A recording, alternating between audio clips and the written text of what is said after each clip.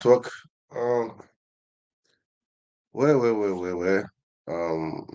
What's being in vogue is River State and West African River State, or the demolition of the complex, the Asari Dokunbor comment, the Attorney General of the state resigning. That is just happened some, I think, hours ago, and the budget submission to 5 lawmakers. So many things have been happening. So that is it for now. Okay, guys. But for me, I don't really care. Okay. What I care about is the Rivers people. Okay. They deserve better than this. Okay. Rivers State is the second highest producing economy in Nigeria after Lagos. So they deserve the best. So it's not all this war. And I've always said where 25 fights, the grass suffers. So that is just the irony of it all. That is just the painful thing, okay? Personally, I don't know, the election was rigged. Wike rigged it for Fubara, and do definitely teach a lesson to many people. Despite all you think you are as if as secure. I always say power come, power goes. So no one should think he's safe and secured. I mean, as per this go for that reason.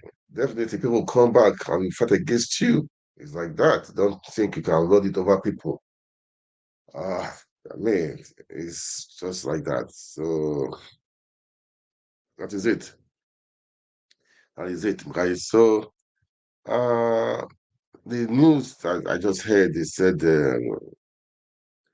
um the Attorney General of the state has resigned. How true is that? Well, I got a video here. Let's just play it a little bit. The guy he has resigned. Anyway, News, fresh twist in Wike Fubara let's feud just as watch. Rivers and Attorney General suddenly resigns. The Attorney General and Commissioner of Justice in Rivers State has unexpectedly resigned from his position. As reported by Newsroom Nigeria, the announcement was made through a formal letter addressed to Governor Siminalayi Fubara, citing personal reasons as the primary motivation behind the decision.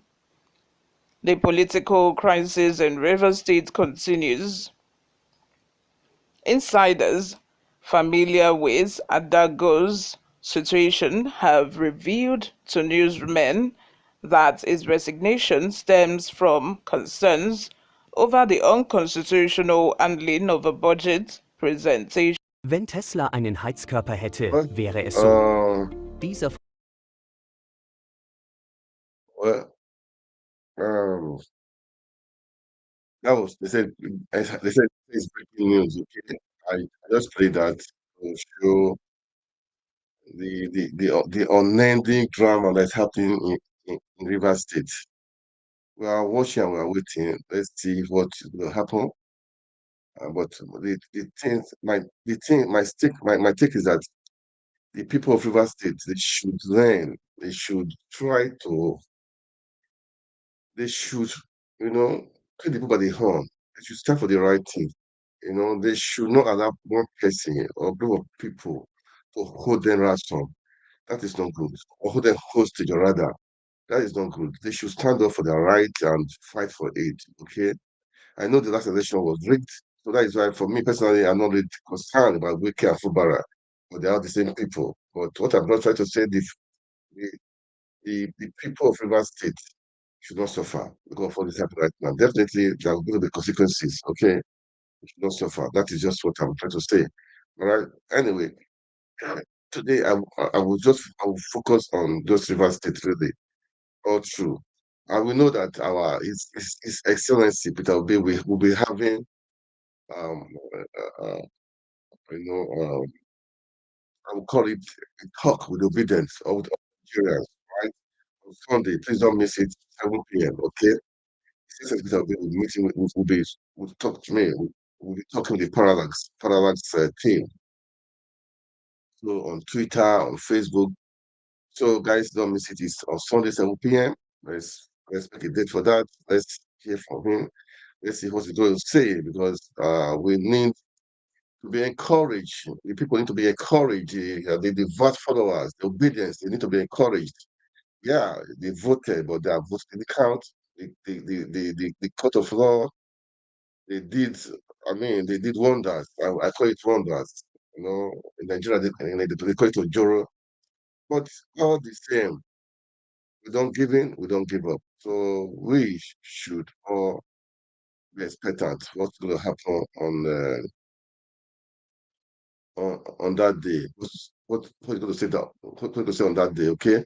So guys, let me just continue a little bit um, with what I was saying before. Okay.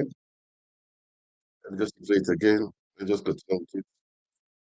Um, played a significant role in his decision to step down. I kind of we'll leave like, here again, Sha, but let's just what go. these This is a breaking news as far as is a commissioner for justice and CGN, Chief Justice of Rivers State. I kind of like what he did, and what he did speaks volume. You know, he's in the position, he knows that he can do next to nothing about the whole thing, notwithstanding the fact that it is not constitutional. The presentation of a budget wasn't constitutional. How can you present budgets to just five lawmakers and think that it's going to fly, or think that, well, I it will is put it out here. something That is your head, guys. viable? He knew personally that his hands are tied. He would Let not me be let me leave that. Let me leave that. Okay. I just played that. He said it's breaking news that the Attorney General of the state has resigned. How true is that? We'll watch and see. Okay. We'll watch and see. Okay.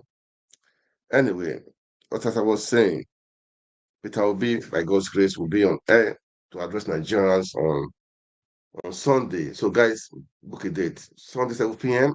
Hopefully, we're going to be on and let's hear, what you're going to say, And that is it, okay? Let's keep our fingers crossed, okay? Keep our fingers crossed, guy.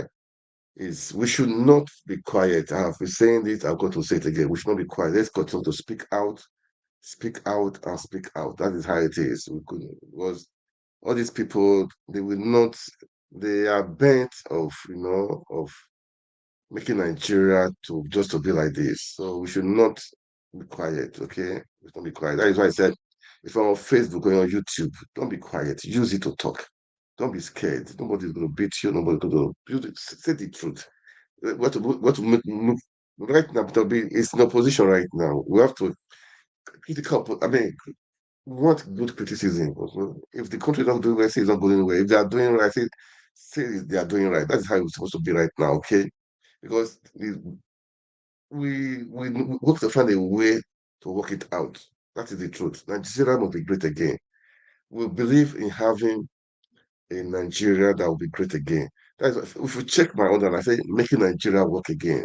A new Nigeria is possible. We should have that in mind. A new Nigeria is possible, okay? Yeah, I think judiciary, they are all the same. They are doing their own. Okay, well, the civil is at the right time in Rivers State. It shows that we should just be patient, okay? Rivers State can see Wike and Fubara. Wike will disgrace, they will not be disgraced, okay? That is the truth, all right? Even as, okay, okay, now, let me, I said today I will concentrate on the Rivers crisis, okay? I don't know why they should just bring down a whole complex. I'm not partisan here right now. They're giving excuses that the place was leaking, so. Just to score a political point, you are bringing down your state has a big complex. This is taxpayers' money, man. Taxpayers' money, man. You know how many billions of naira that will go into it again right now for it to be reconstructed. I know that, okay, you and Wike, I mean, there is a feud, big feud, but don't waste the taxpayers' money. We are watching and laughing and smiling, because we know the Labour Party won the state. It was rigged. But we are watching and we're just watching and smiling. Let's see what they're going to do. That is the truth. We are watching. I know Amici too is watching and smiling. Is maybe from behind. He's trying to do his best too to make sure Wike is dealt with. Anyway, that is by the wayside. You guys know, I think you guys will know better too. But those in the diaspora, we are saying we should keep on the dream, okay? We should keep on talking and speaking, not giving up, not giving in, okay? So just imagine, okay, let me just, this is pathetic, really, it's pathetic, seriously, it's pathetic. Today, I'm going to play the video of our rise, of the analysis, okay, of the lawyers. And I will just play the video, but before then, I'm going to play, even Asari Dokunbor, they will hear water, according to what he say, water. Uh-huh. But now, just imagine this one now. This is just not fair. For me, it's not fair. It's not just fair. You can't do this. You cannot just destroy properties like this. It's not comfort. It's a big conflict because billions, man. Just to destroy it, because to spoil the point. Let's assume the best activity happened to you.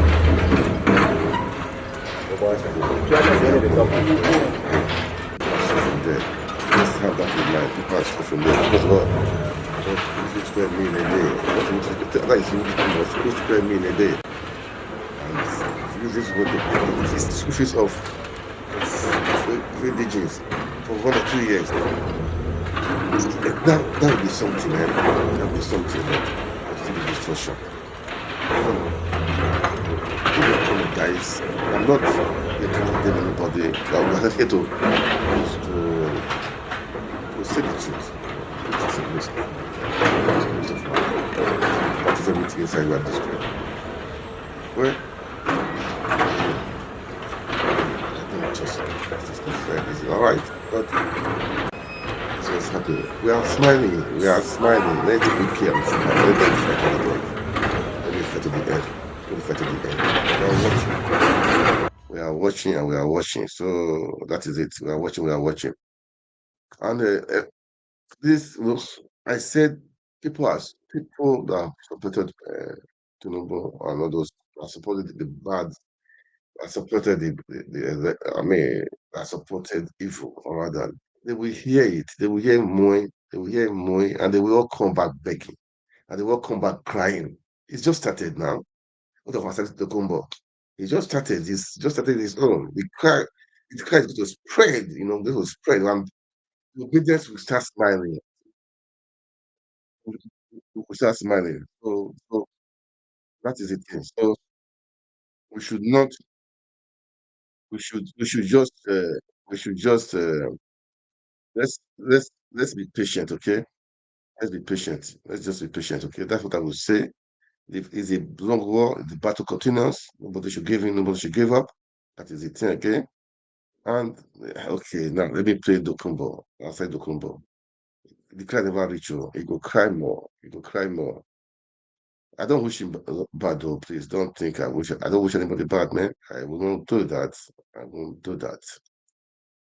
I won't do that. I won't do that. Okay, but I can remember during just the last month, yeah, the last 2 months when he was bringing talk from Bayelsa State to Abuja for the during the tribunal. What he was saying, but you see what goes around comes around. When you know the truth and you think you have the power, or you have the people around you, you can do and undo. This is the result of it. This is the result of it. This is the result of it. It's bad anyway. That is it. So anyway, anyway, let me play the Asari Dokunbor where he was crying. Yeah, he was crying, man. Uh, he was crying. Yeah, and those people that have been saying the truth will prevail. Let's just have that in Environment mind. provide them with with the money and the resources to carry out the activities without blinking their eyes. You don't want to hear this naked truth. Okay, don't hear it.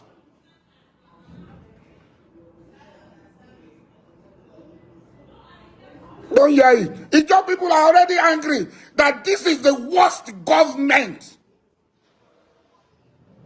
This government is against Ijaw people, and you want to add fire to petrol? You want to add petrol to fire? This is the worst government. That's the feeling of the job people. If nobody is telling you, as a friend, I will tell you, the job people feel this is the worst government for them. This is a nightmare for them.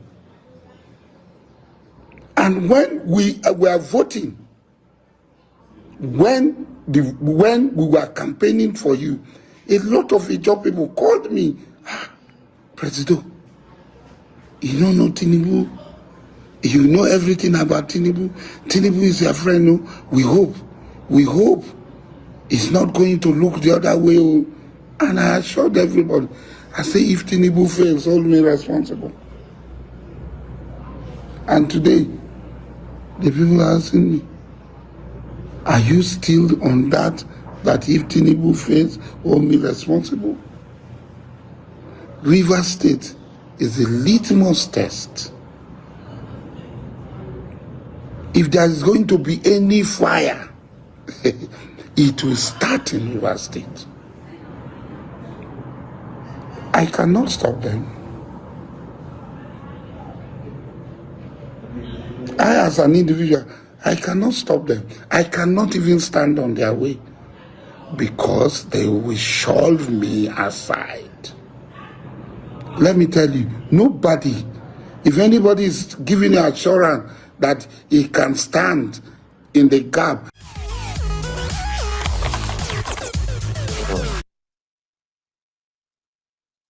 That was Asari Dokunbor for you.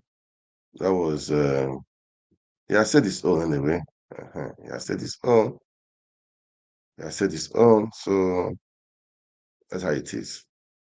But the meeting today, I said I'm going to be playing is the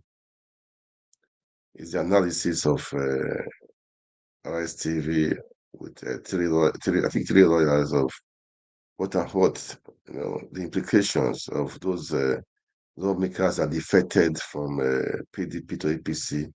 I heard two are back to PDP. Let's see. It's a long fight, it's a long war. Let's see what's going to happen. We are watching, we are by the side watching and smiling. Okay. Obedience. Remember, no one thing. We will all smile at the end of the day. That is for sure. We will all smile at the end of the day. So don't let what is happening right now delay your morale. No, most people have given up. They will give it in, but we don't give in, we don't give up. Okay, that's how it is. I saw then um, the APC responded to the case of what happened, the judgment of that said that the rivers the House of Assembly speakers to continue. APC was threatening that they will report the judge to the judicial council. Mainly because they own the court, they run the court system. So I'm sure that they think they can do that, but that's how it is, man. That's how it is. The battle continues. So all these people, it's their own personal. They are just after their own personal stuff. They don't care about. I've said it many times. They don't care about people. They don't care about people. They are after their own self, just after their own tummy. Okay, after they will tell me. That is how it is. Okay. Anyway, I will try to look for the video for the of the APC people complaining that the judge what he did was wrong. But if I don't see it, no problem. But today, as I said, I will play. If I see it before I think I end the program, I will play it. All right. But the case is going to be interesting. All right, going to be interesting. Going to be interesting. Going to be interesting. Please, as you watch, kindly like and share. Okay. Let me now play the video. Let me play what I wanted to the main course for today. Okay. Let me play it since I cannot really see the video of that. I don't think it's well. Anyhow. Anyhow. Okay. Then the the drama is on really, man. Even the other party, the other set of those people that defected, they're having their own. They're having their own cities also. It's beginning of it's a beginning of it's a beginning. It's a beginning. They're having their own stuff also. Having their own meetings and the rest. Well, this is what we teach. We teach lesson to many of them. A big lesson to many of them. A big lesson to many of them. Uh, that is it. Um,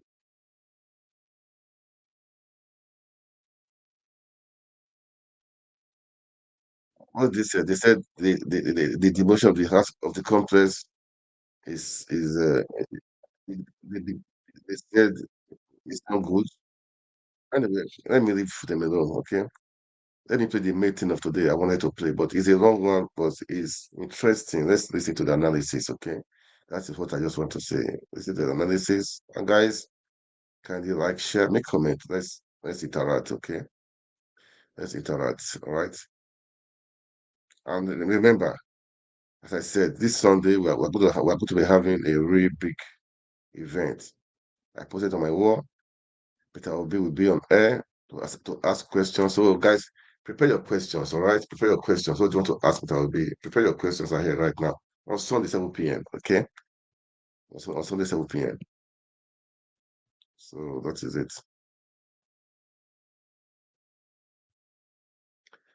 All right, guys. I got to play this video now. Then let's watch it and let's see. Let's see. All right. Let's just watch. Just take some time. Let's watch this. Let's watch this one, okay? Because as you watch, can you like and share, as I've always said, and make comment too. Governor Siminalayi Fubara has unveiled his 2024 budget to a state House of Assembly that was made up of 5 lawmakers. It is a sign that politicians out there are spinning out of control amid the fires of discord that are reportedly being stoked by the former governor and now minister of the Federal Capital Territory, Wike.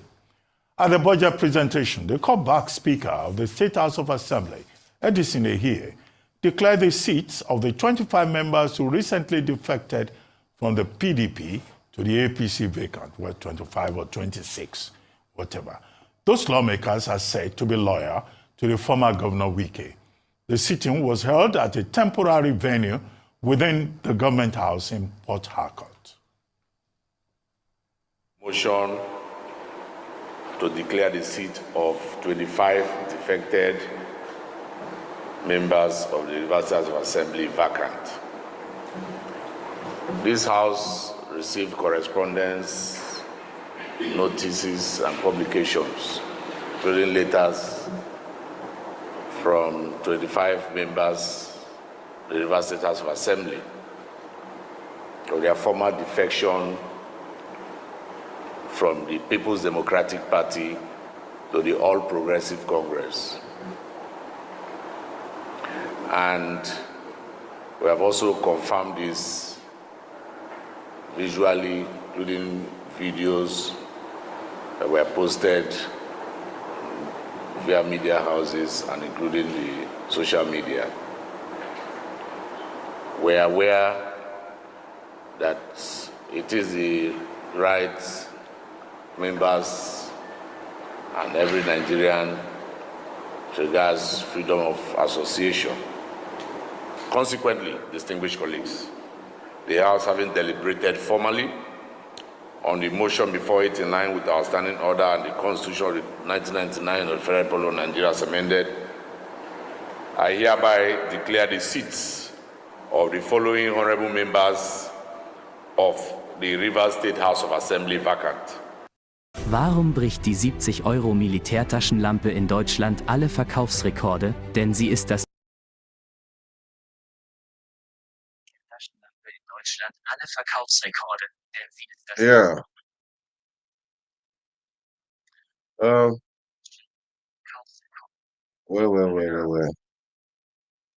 That's how it is, okay?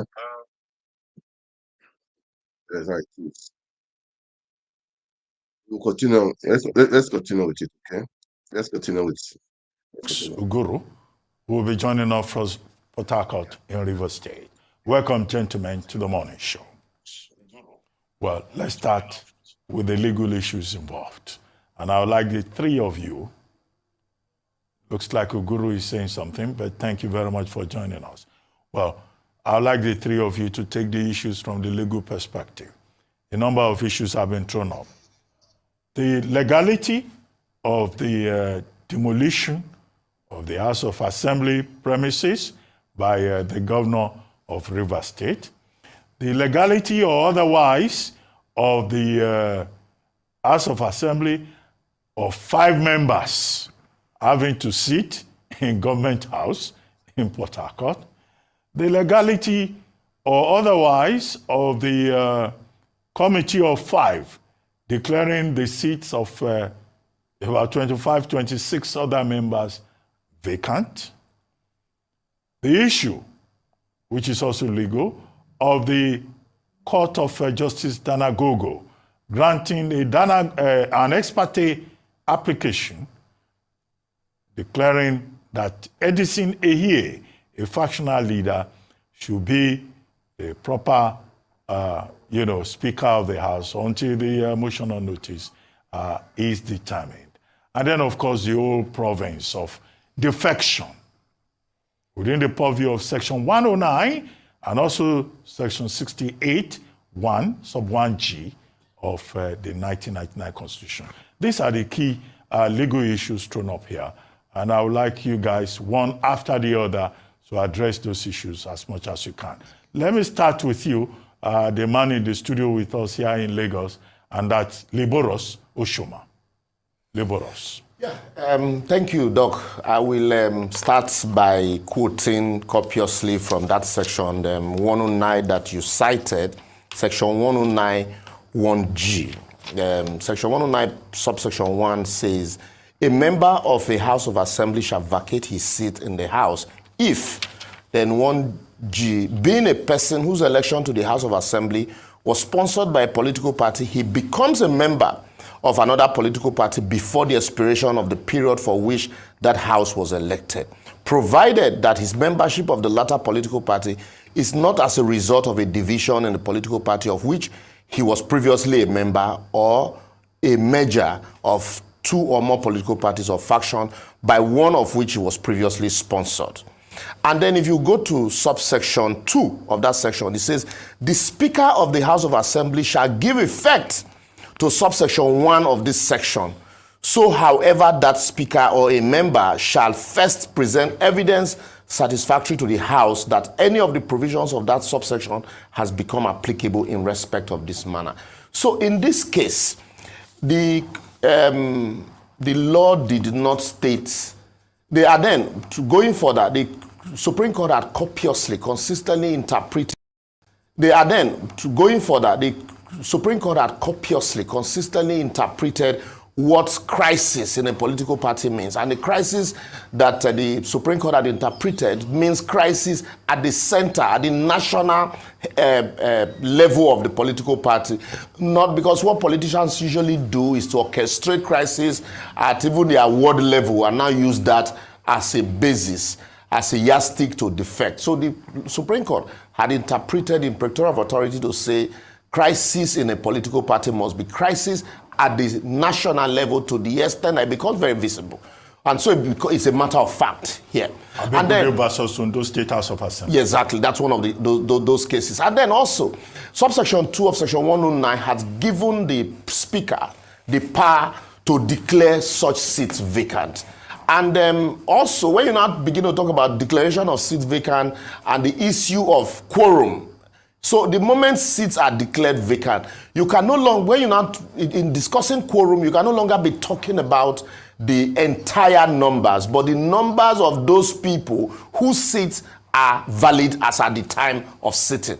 And it is absurd, and that's why I think this section of the Constitution, what we need to do is completely leave out that section of if there is a merger or there's a crisis. If you defect, if you want to defect from a political party, you should automatically lose your seats and go and recontest that seat if you must remain in the House or in the Senate. This issue of creating a loophole provided there is a crisis had given a lot of politicians the opportunity to use that as a yardstick to defect. So the question now would be, if the House declared the seats of these 27 lawmakers vacant before the presentation of the budget, then I would say, in all honesty, going by the provision of the Constitution, whether there are 2 members, whether there are 3 members, no matter how absurd it is, the law empowers, until the court pronounces otherwise, the law empowers the Speaker to so do. And once he's done that,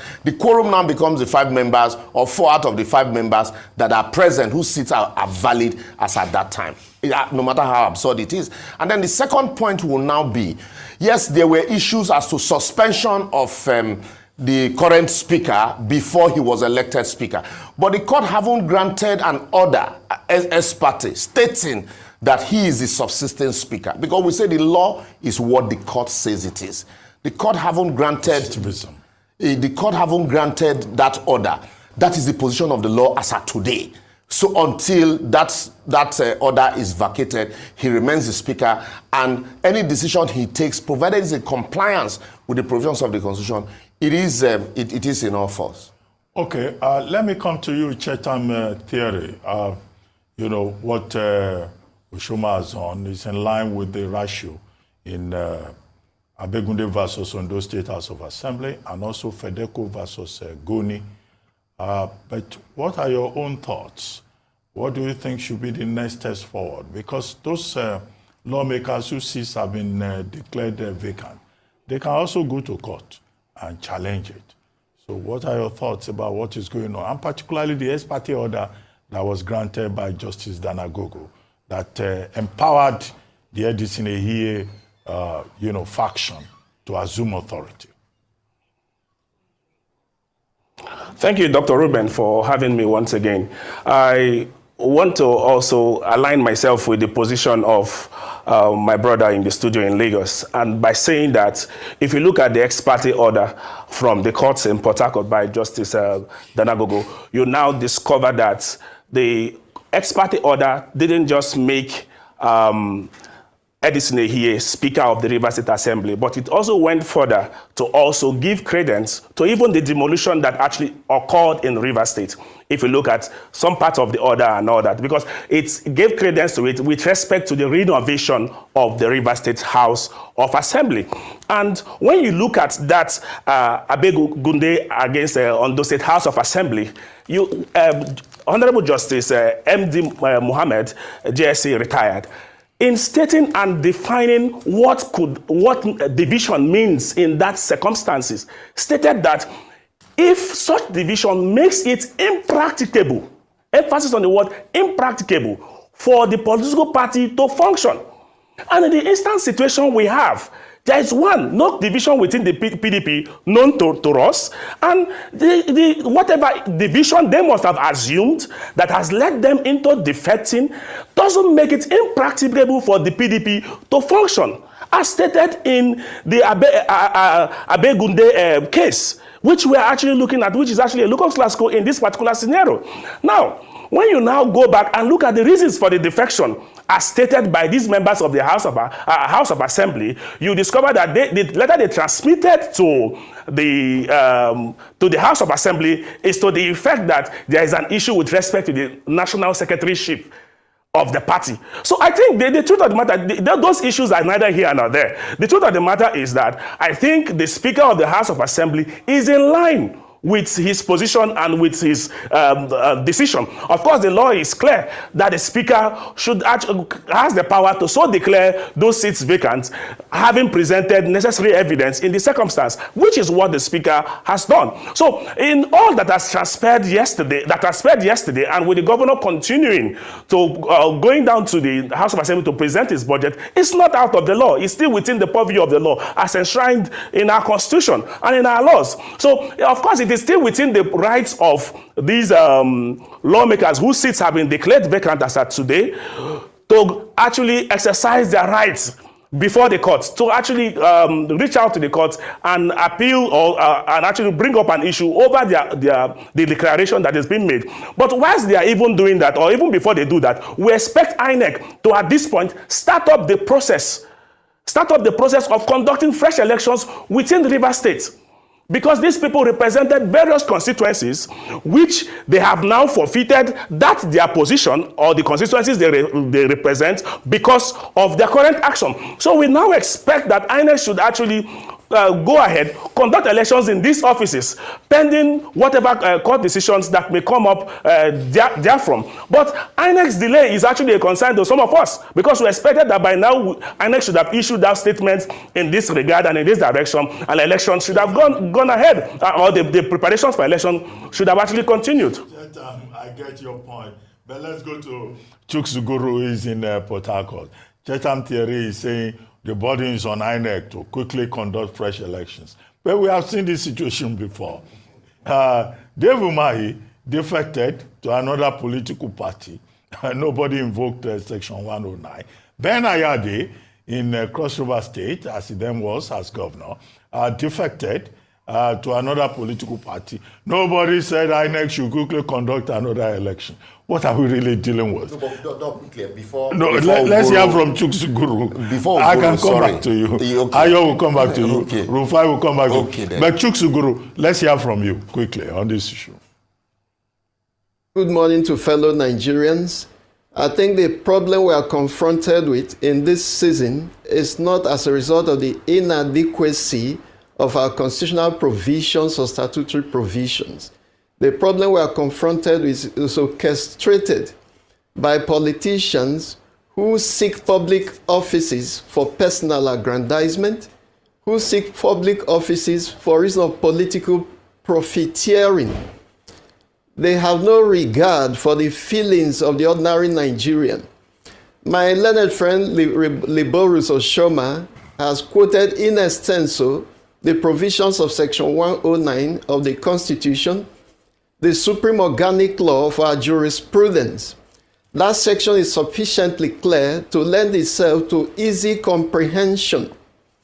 Subsection 1G is very clear that when members of the House of Assembly defect in the manner we have seen, they automatically lose their membership of the House because the provision is couched in mandatory terms. So automatically, in a place where things work well, those 27 lawmakers ought to have lost their seat as members of the Rivers State House of Assembly. However, we must remember there's a proviso to the provision, which says that they may not lose their seat. Grace is provided for them if the defection or cross-carpeting is as a result of division in the political party or a merger with another political party. And that is the excuse they are giving, that there's indeed a division. But what they do not know is that the section has been subjected to strict judicial interpretation. In at least a trinity of cases, 2 have been mentioned. There's also the case of Delta State House of Assembly and DPP, where division was defined to mean complete polarization of the particular political party to the extent that the center can no longer hold. So division as defined in the section is not that there's some infinitesimal crack in the fabric of the political party. It must be such that the division is national.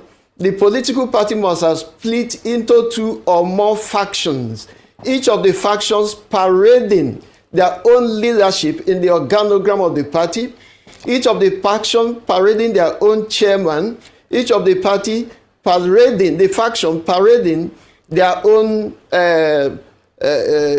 trustees of the party. That is not the situation here. Secondly, that my learned friend has alluded to, the division must be at the central level of the party, not a crack within the precincts of a state faction, of a state party. So the situation we have here is that the 27 members ought to have lost their seat without much ado. I am aware of the court order made by Honorable Justice Dana Gogo of the Rivers State High Court. I've gone through that order with the microscopic thoroughness of a scientist searching for an invisible gem. And I am not able to see where the court gave its imprimatur of authority to 4 members of the House of Assembly to sit and legitimately transact the business of the House.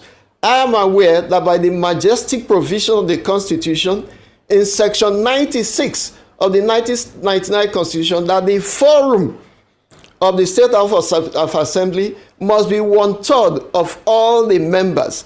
How 4 or 5 members can be equated to 1/3 in a house where you have over 30 members, it's an aberration. And as far as I'm concerned, it cannot be justified. The case was between, or is between, the State House of Assembly as the first plaintiff. The second plaintiff is Right Honorable Edison Ehie.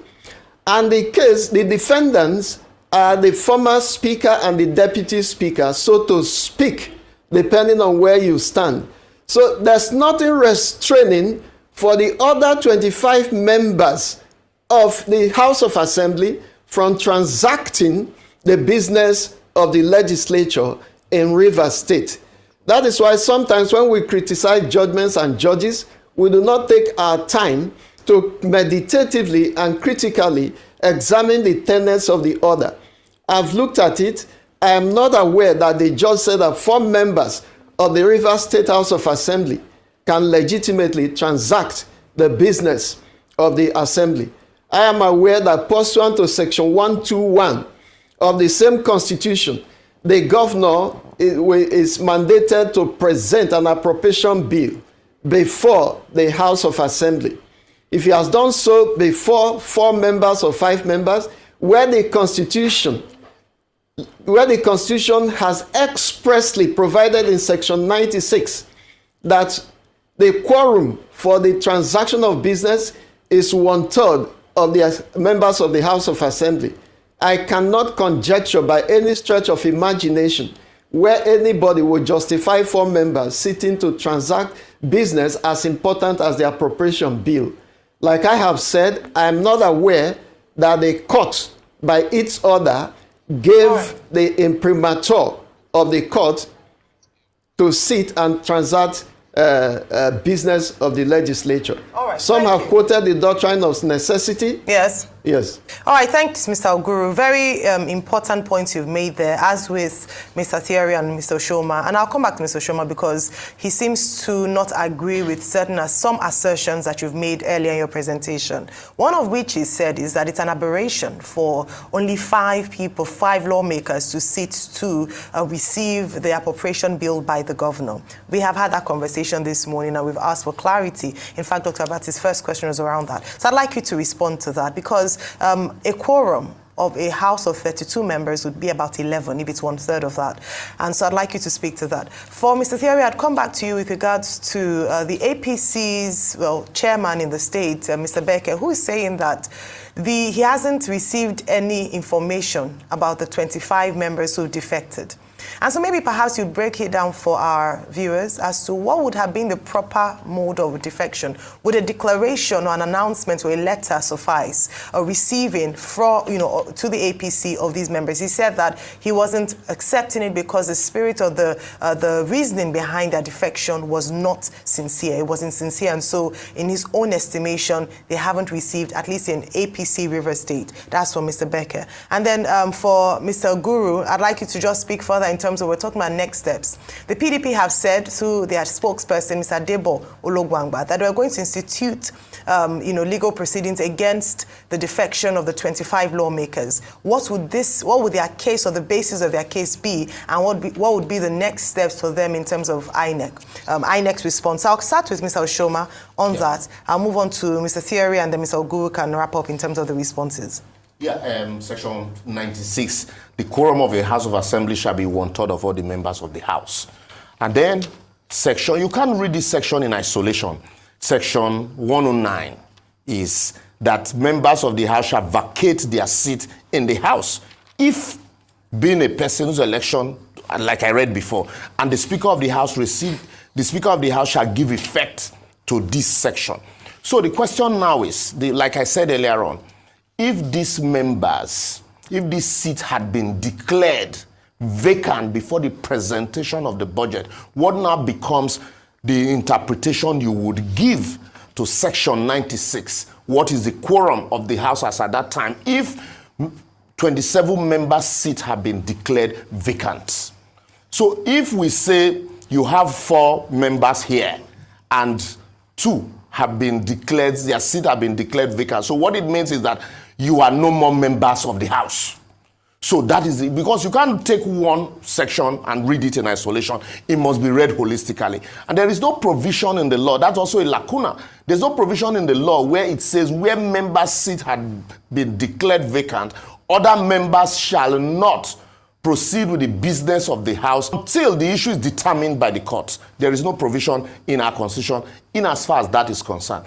The provision also allowed the members whose seats have been declared vacant to approach the court and seek for redress or proper interpretation. But for as long as the seats have been declared vacant and there is no order, a contrary order, the business of the House continue. That's why I said no matter how laughable or absurd it is, that is a lacuna, a very serious lacuna in the Constitution that we also need to take cognizance of.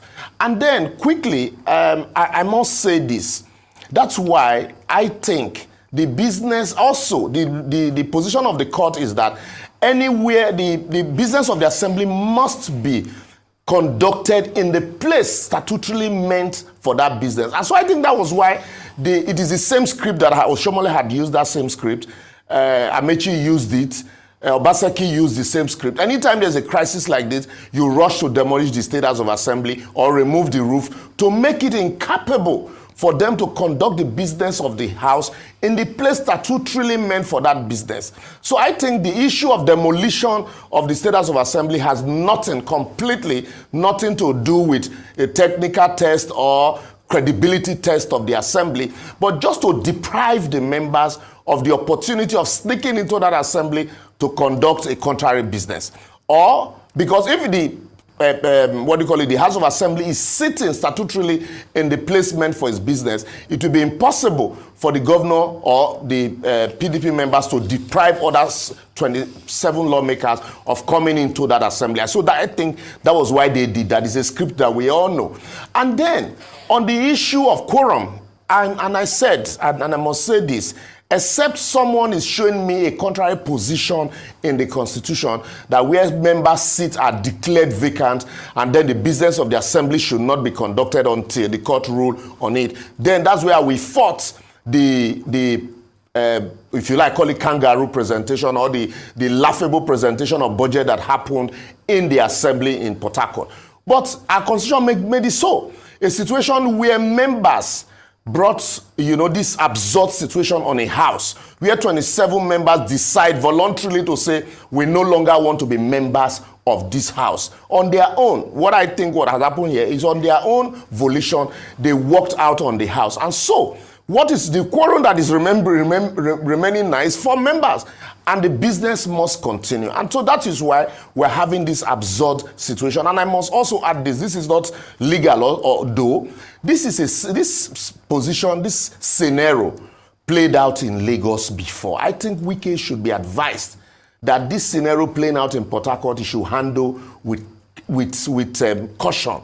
In Lagos, there was a time the party people in Lagos during Ambode's tenure felt Ambode was pulling the rug under the feet of the party members. The party leaders didn't just initiate proceedings of impeachment against Ambode, even though they had the power and the capacity to.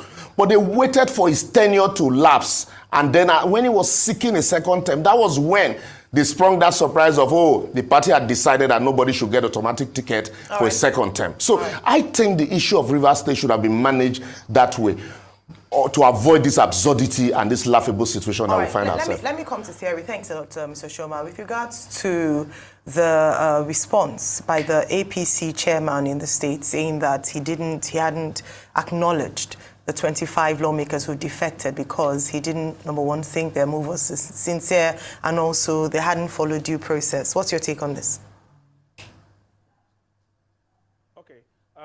Let me state clearly, it is not the duty of the state party chairman to determine who is a member of the political party or who is not a member of the political party, because every member of every political party is a member of the party from the ward level. That is why it is only the ward who can suspend a member or remove someone as a member of the political party. So the APC chairman making such assertion that notice has not been given to you, there's a process to these things. First of all, you become a member of the party from your ward because you register at your ward level. Now, by registering at the ward level, when the ward register is transmitted to the local government, from the local government is transmitted down to the senatorial district, from the senatorial district down to the state level and to the national. That is how party registers are being transmitted. So you don't expect that people who defect from the PDP to the APC will automatically rush to you and tell you and send a letter to you as the state chairman to inform you that they have actually defected. And let us also state this. Defection from a political party to another political party, the fact that a communication in writing has been issued to the leadership of the House of Assembly is enough. And that is exactly what these members did. So the fact, if the APC chairman in the state is saying that he is not aware, it's not our problem, it's not a problem, it's not an issue. But it doesn't stop the defection process. It doesn't invalidate the defection process. It should wait until the local government is able to transmit the updated register of the party down to the state level. Then he can be properly informed in that regard. There is no law or no rule that says that anybody who is defecting has to send a letter to the state chairman informing him of their defection. So I think that assertion by him is neither here nor there and does not hold any water in this instant case. So they have properly defected by issuing out that particular notice, informing the leadership of the House of Assembly that we're no longer dealing with members of the PDP. Please do not deal with us as members of the PDP. We are now members of the APC. And they didn't just issue a letter. They brandished the flags of their new political party. Right. And this is enough. It suffices. So the statement by the chairman, I think it doesn't hold water in this particular phase. Thank you for clarifying. Ms. Alguru, your take on the statement from the PDP. Now, they have said that they're going to institute court proceedings against the 25 lawmakers who have defected. What's your take on that? Well, going to court is their prerogative. They have a constitutional right to do so. But first of all, let me clear some points. Section 96 on the provision of the quorum for the transaction of the business of the House. Constitutional provisions are sacrosanct and are considered to be binding on all authorities and institutions. And in my modest knowledge of the law, I know that specific provisions override general provisions. So that provision on quorum, nothing can tame it down. It is sacrosanct. And let me tell you another reason why this matter is important. there's a strategic reason why the state of Rivers State is delineated into up to 32 constituencies, because the democratic government is representative government. So a situation where you have a 32-member House of Assembly elected from the various strata of the Rivers State society, and only 4 sitting to decide an appropriation bill, I repeat, is an aberration. You cannot say that 4 members will now take over the business of 32 members who are strategically elected for total representation of the citizens of the state. So I do not see any reason why 4 members, I repeat, ought to sit and legitimately conduct the business of the House of Assembly. I agree, those 27 members of the House, they have lost their seats by operation of the Constitution, by strict operation of the law. All right. I also agree, I also maintain that there was no sufficient division to justify their so-called defection or cross-carpeting. But there's no lacuna in the Constitution. My conclusion is that there has been a breakdown of legislative business in the Rivers State House of Assembly. And the situation we'll be confronted with is total cataclysm if this thing is not properly handled. And I know that there's no lacuna in the Constitution. The time has come for the National Assembly to wade in and take over the business of the Rivers State House of Assembly. That's my take. Okay, I mean, Liberals, you had a rebuttal to that. I'll take your rebuttal first, then I'll ask the questions. Just quickly, your quick rebuttal. Yes, because if you agree that 27 members have voluntarily relinquished their seats and say, we no longer want to be part of this assembly. So should the states, the solution, the last recommendation that my learned colleague made, will suffice. Let the National Assembly take over the business of legislating because the numbers are now too few. But to say that they cannot form a quorum, since section 96 talks about quorum, the quorum here is the valid member as a... Yes, I will continue.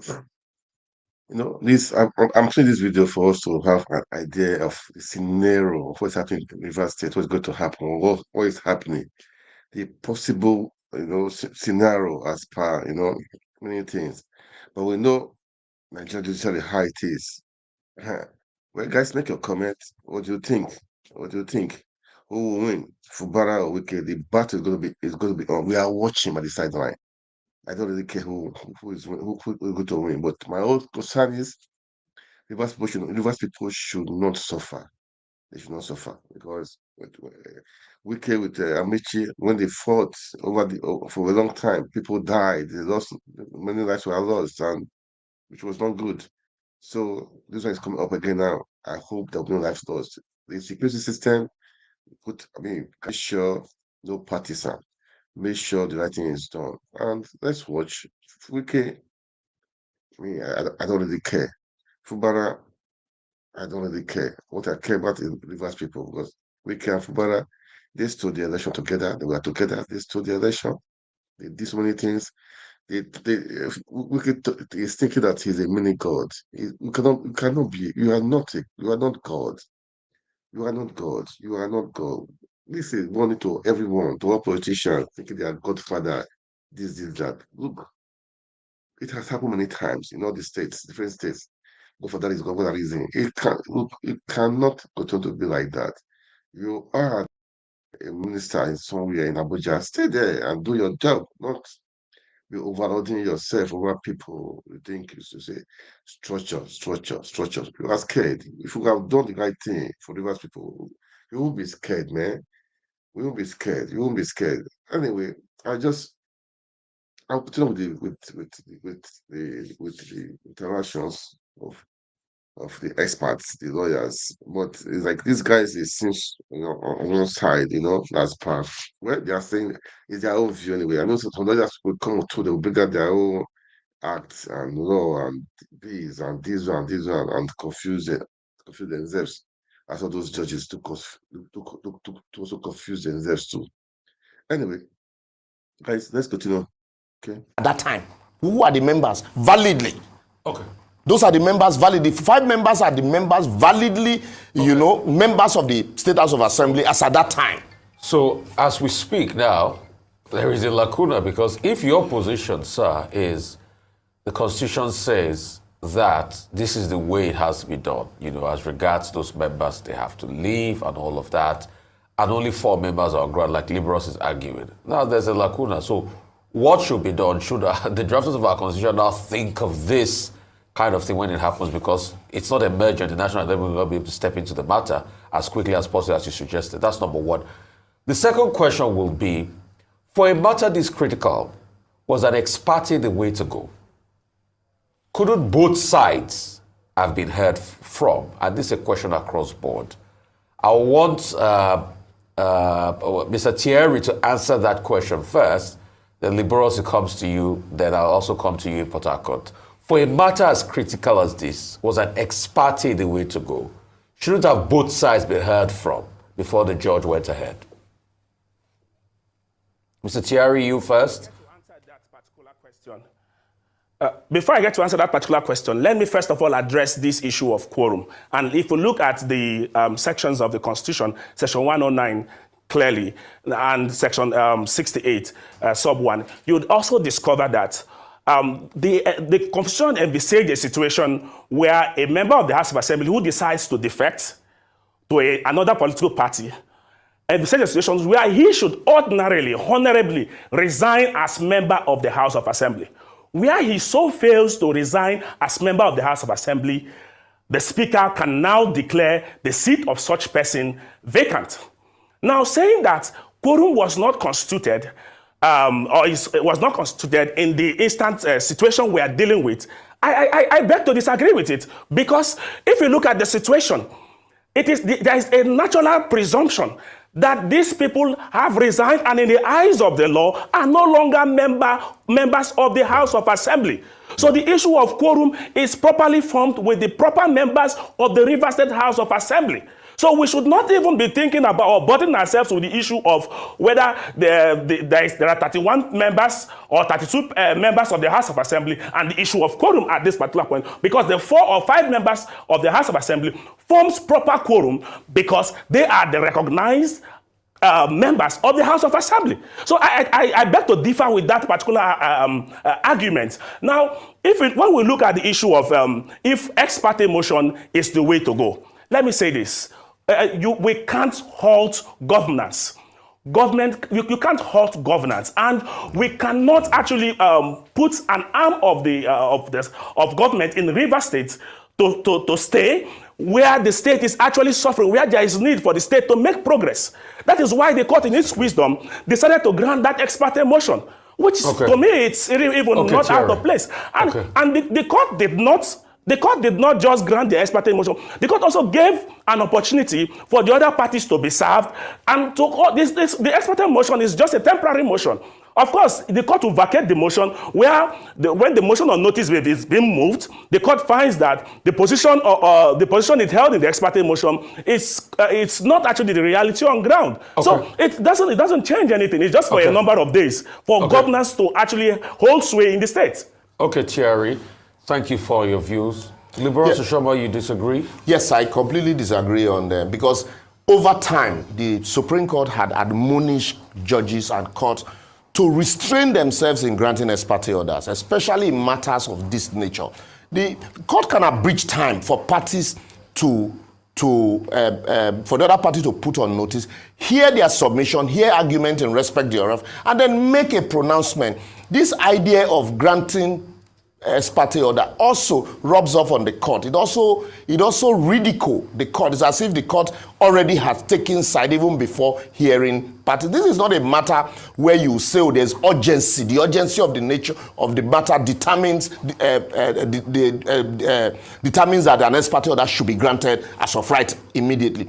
The nature of this matter is in the type that there's need for the party. It's an application, a interlocutory application. So all you do is, okay, let parties maintain status quo. I'll give you tomorrow or 3 days. After all, election petition matters, even at the Court of Appeal, briefs are submitted within 3 days, and parties will come, adopt briefs, and the court will give orders. Okay. So in this case, I think that parties ought to have joint issues, and then the court will robustly look at all of the pending issues and then decide one way or the other. Once the court now decides, it gives opportunity for parties to say, yes, all parties were given, fair hearing. But in this case, you just hear one party and it's okay, yes, I recognize you as speaker, go ahead and do what you need to do. That is what is now foisting on us, this absurdity that we find ourselves, where you would begin to determine quorum. What is quorum? In a situation where out of 32, 27 had voluntarily decided to relinquish their seats.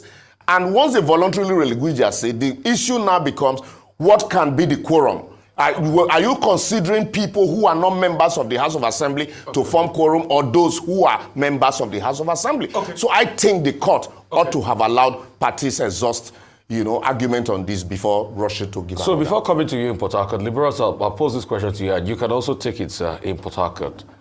In a case where these 27 go to court and the court rules in their favor, there was actually division in their party, what happens? Hypothetical case. Yeah, Rufai, there is what we call presumption in law.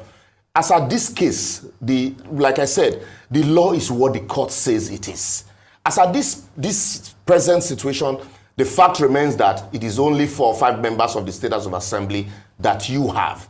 And once that, everything that is done by those 5 members is presumed regular, is presumed correct, until there is a law or an order of court saying... Liberals, you didn't answer my question. That's what I'm saying. A hypothetical scenario that this happens and these 27 lawmakers or 25 lawmakers go to court and the court upholds and says there was actually division. It does not invalidate what has been done, because there is presumption of correctness, there's presumption of regularity in favor of what is being done now, except the court holds otherwise. If the court says there is... That's why I said it's a matter of fact. Okay. If the court says there is actual division, that means they are members. But it does not invalidate what had been done while they were away.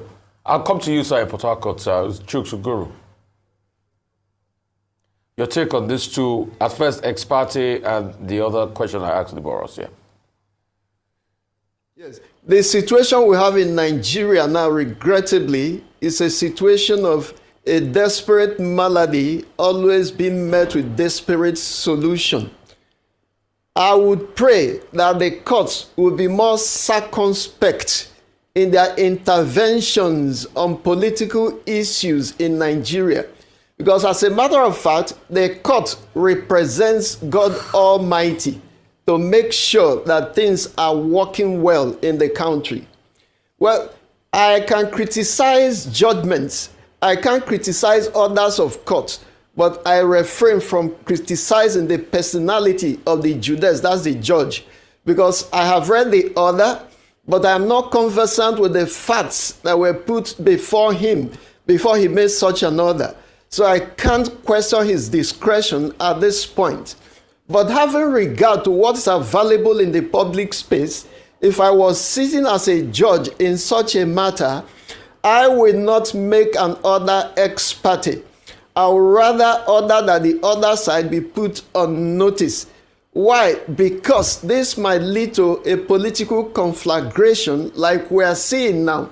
Some persons are simply saying, oh, the 4 members of the House are backed by the decision of the court. But as far as I know, the court has not given a judgment in the matter or made any decision.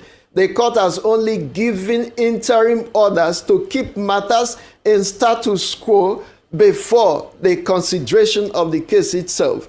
What is status quo? In the case of military governor of Lagos State and Ojukwu, the court has said that the status quo is a status quo ante bellum.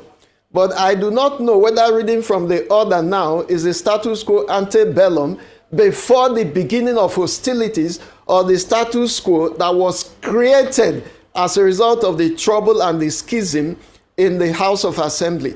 I have said, and I repeat again, if I was sitting, I would consider this matter too critical and too worthy to make an interim order on an ex parte basis. I would have thought that the proper thing to do is to put the other side on notice. But like I have said, I do not have the facts that were presented to the honorable judge before he made his orders. So to that extent, but it is an order of court. It remains legitimate. It remains sacrosanct until it is set aside. And all parties are bound to obey it except they go on appeal. Okay, so like I asked, in a case where these lawmakers go to court and the court rules in their favor, then what happens? If the court rules in their favor, the implication, the inescapable implication of that is that their seats were never declared vacant. That is the legal position. There's nothing anybody can do about it. And I know that both parties are going to explore the courts to get orders and decisions. So we await the decision of the courts. So what happens to actions taken now? The school of thought that what happens to actions taken now as we speak? When Omehia's position as the governor of Rivers State was nullified by the Supreme Court, what happened to the actions he had taken? There remained actions taken. There remain actions taken. Okay, very, very quickly.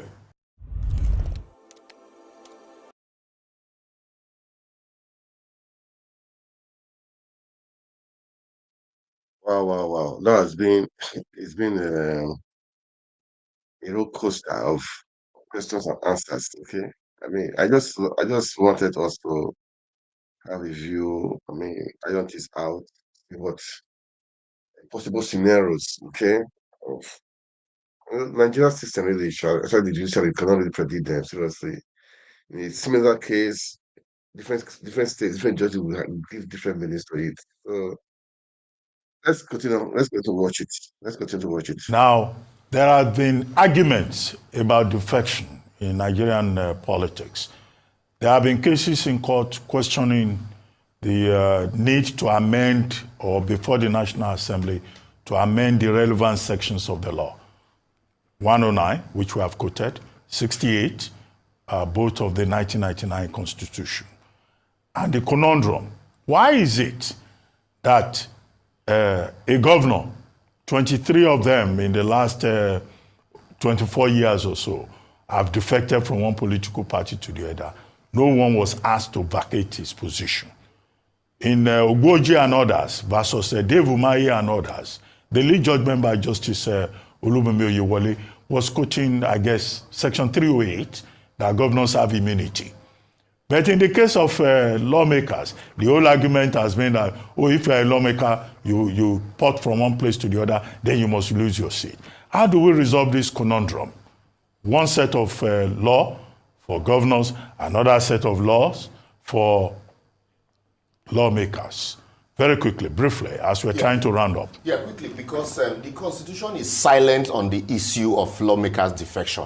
Where the court would have been given the opportunity to interpret this section before the Umahi's case was, if you remember, the 7 governors from PDP that defected into APC. But at the end of the day, that case was warehoused and the matter was never decided until after their exit from office in 2015. But as for lawmakers, the law is explicit. The provisions are very clear that once a lawmaker declares, once a lawmaker, cross carpet, he automatically loses his seat. But for the governor, there is no such provision in the law, in the Constitution. So that's why there is a lacuna. But I think the law itself should be completely amended, that once you cross carpet, this window of if there is a crisis or no crisis, once you are leaving the political party, since the court also had admitted that the seat belongs to the political party, and the law should be amended to accommodate the fact that once you leave the political party, that seat, you should relinquish the seat automatically. If you must come back to that seat, you go to that other political party you are moving to and contest election there. That's the way it's obtainable in other societies. Let's go to Thierry. One of the issues in Ogboji and others versus Umahi and others was Section 40. So why should governors have the right of freedom of assembly, and the same will not be made available to legislators? Does that make a case for taking a look at the circumstances of defection as provided for in our laws across board? Now, Now, unfortunately, that boils down to our constitution and how our constitution is presently being couched. And that's why some of us have also advocated that the constitution should be amended so that some of these lacuna that has been created by the constitution can actually be taken care of and addressed as much as possible. So we won't be having all these issues we're having in the country with respect to the law. And just like my learned friend had also said, it is quite also important that we have a law envisaging a situation where the moment you leave your political party, whether as governor or not, whether you have immunity or not, you should vacate off your seat. And you should vacate your seat and a fresh election is conducted in that particular office. Now, this would actually check on politicians cross-carpeting and would actually check on these loss of integrity we have found in our politics, where people just wake up in the morning, decide to leave their political party in which they have been actually elected from. Now, but the court has also stated clearly, as my brother also alluded, that votes are casted against political parties. So it is a party that is voted for, not necessarily the individual. So naturally, even if the court has actually taken this particular step, we need not even look for any amendment to our laws, because this is the position of the law, as it is, that the vote are casted for members. So the moment you are able, you move from a political party to another political party, you automatically lose your seat completely, because the mandate you were given was given to your political party and not necessarily to you as an individual. In this particular situation. Thanks so it's an issue. Thank you, Thierry. Thank you. Let's quickly have the input from Chuks Uguru in Port Harcourt. Chuks, over to you. Well, the problem here is the expresso unis rule of interpretation. That is to say, the express mention of one thing is an exclusion of those things not mentioned. We do not have the equivalent of Section 109, subsection 1G, as it relates to governors and other holders of political offices, except for the members of the National Assembly and the members of state houses of assembly. The business of the court is to interpret the law the way it is. Unfortunately, we seem not to pay due regard to the provision of Section 221 of the Constitution, which states that it's a political party that presents candidates for elective offices. If that is a position, I believe, in my modest reasoning, that any elected officer who vacates or defects from his political party ought to lose his seat. Unfortunately, the way the law is today is that such applies to only members of the National Assembly and the members of the state houses of assembly. Until the Constitution is amended, there's not much the courts will do. Well, thank you very much, Chuks Uguru, joining us from Port Harcourt.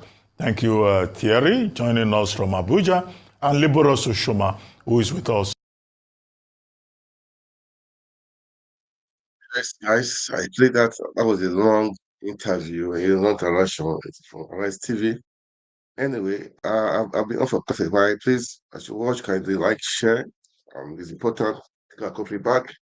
This is what has been happening in Rivers State. We are watching. I mean, personally for me, I don't really care for Wike or Fubara, because they are the same people, man. But this to the election, right? So what I care about, as I said before, is for the Rivers people. We want good governance. We want people that can lead that state. That state is blessed. It's blessed. We are blessed with human resources, with natural resources, and with that state to greater glory. That's what we are praying for. Okay, guys, so can you like and share? As a quick reminder again, I said before, Peter Obi will be on air, it will be on air, it will be live, man. It will be live on Twitter, on many platforms on Sunday, 7 p.m. Please make a date with that, okay? On Sunday, make a date with that. We'll be on, let's watch. If you have your questions, start playing it out.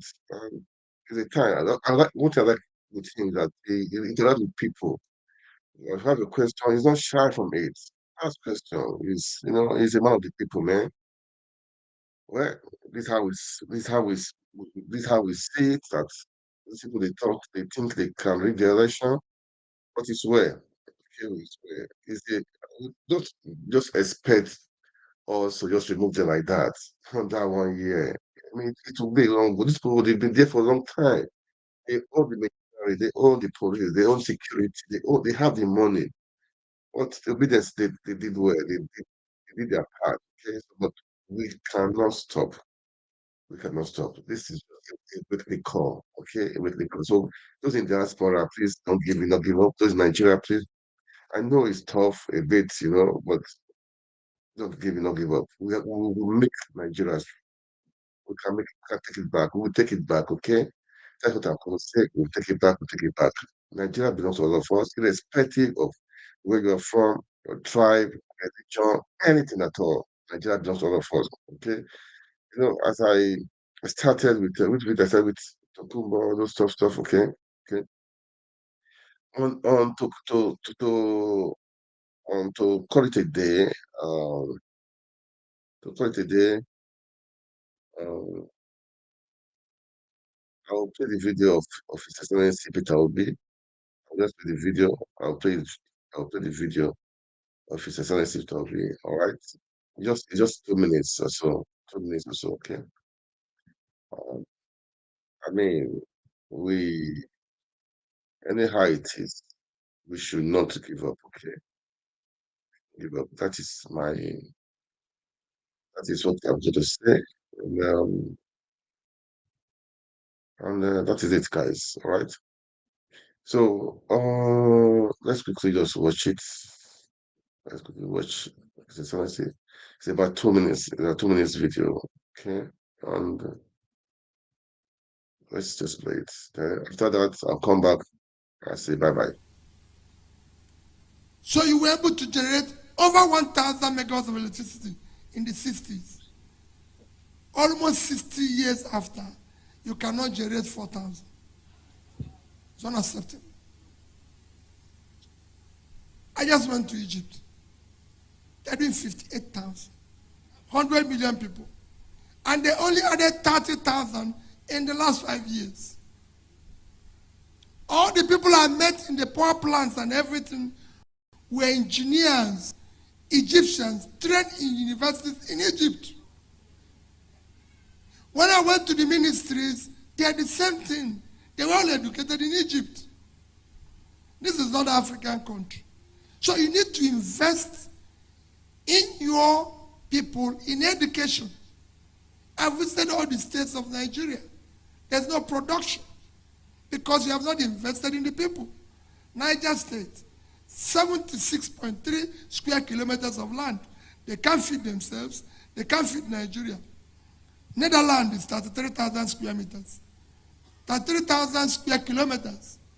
They exported last year 120 billion worth of agriculture. A state twice their size, 2.5 times their size, and in winter cannot feed themselves. You have not invested in a human being. You need to do that investment. Taraba, 54.6 thousand square kilometers of land with Mambila Plaza, where you can do coffee, tea, and flour. Kenya exported 600 million worth of flour. Those who pick flour in Kenya paid $100.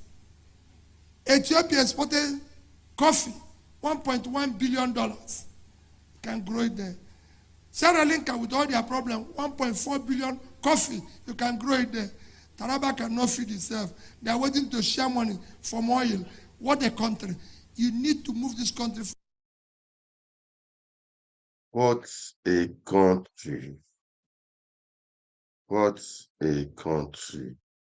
That's the good question. What a country. Answer it with the country. But Nigeria will rise again, okay? We'll make Nigeria work again. That is the truth. We'll make it work again. Nothing will stop us. Nothing on earth can stop us. We'll make it work again. Okay? What is painful, seeing what is happening is very, very painful. Seriously, I mean, it's annoying. It's just annoying. But what do we do for now? What do we do for now? But we'll make it happen, okay? All right, guys, this is where I will call it a day for today. This is where I will call it today. Please kindly like, share. As I said before, on Sundays, the D-Day, 7 p.m. Okay? If you are doubting it, let me just show you.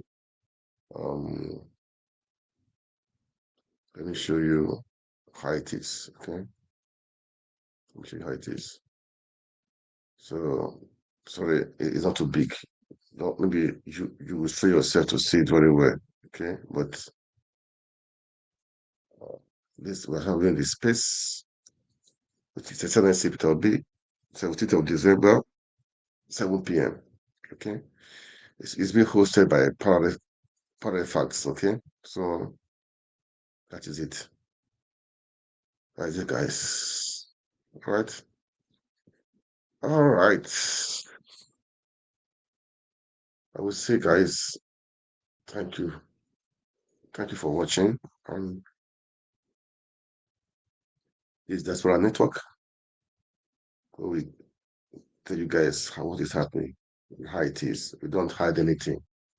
We don't hide anything. We want Nigeria to work again. That is our own. Nigeria working again. And I believe you know that Nigeria can work again too. So let's put the hope on.